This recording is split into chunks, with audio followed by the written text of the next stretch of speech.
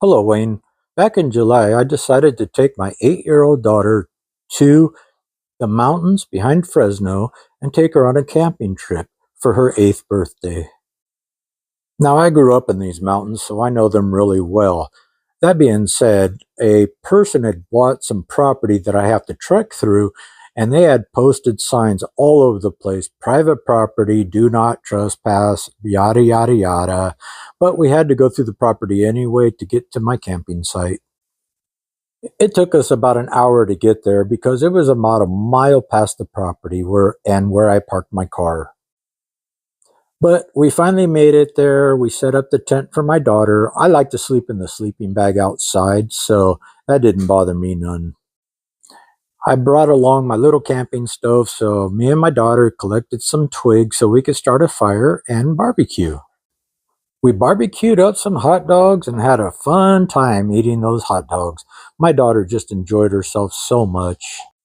As the sun started to set, my daughter was getting tired, so I told her, well, in about an hour, you could go to sleep, and Dad'll sleep outside on the side of your tent in my sleeping bag. She was happy and said, okay.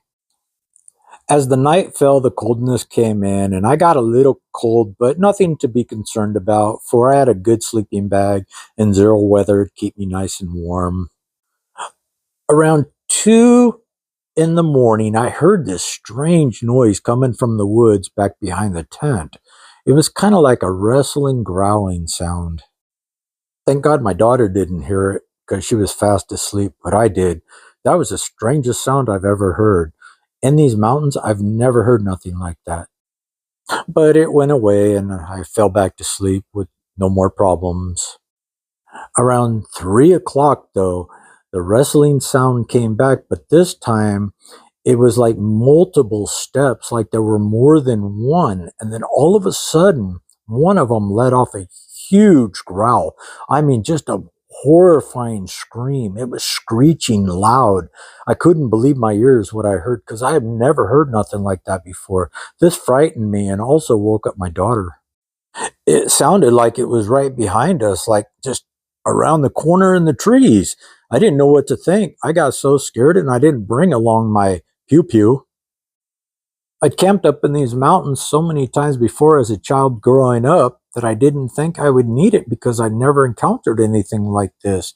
But whatever it was scary. It scared the holy heck out of me. The problem is now I heard more than one wrestling around me, running around, and even at a peak, I looked up and I seen this 8 foot tall, dark creature thing, like with glowing eyes, it, just standing there staring at me, and I could see it like waving its arm, and it scared me so bad. I just reached into the tent. I grabbed my daughter when she was asleep. I just grabbed her and started running. I ran. I left everything behind. I didn't know what to do.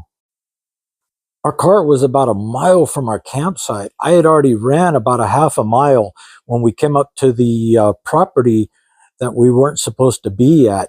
And I got up next to a building because this thing was following me. So I got up next to the building and I hunkered down until sunlight.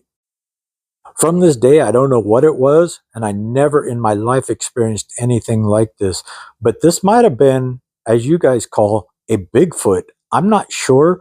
I mean, I wasn't hallucinating. My daughter heard it as well. We were scared. She was crying. I tried to hush her cry so it couldn't find us. And I heard it out there walking around until sunlight. Once the sun peaked up, we made it to the car and we left, leaving all of our equipment behind. And maybe I'll come back at a later date to try to get some of it, but I'm not sure if I'll ever go back to that spot again. Could you please share my story? And this happened in Fresno County. Thank you very much. Well, there you go, folks. I mean, they talk about the Bigfoots all the time. I don't know. I've never had one, never seen one, never heard one. And, I'm go up to the mountains all the time, but I go to campgrounds, so maybe that's different. I don't know. I don't sneak on private property. But it is what it is, folks. I'm Wayne, and I'll talk to you on the next one.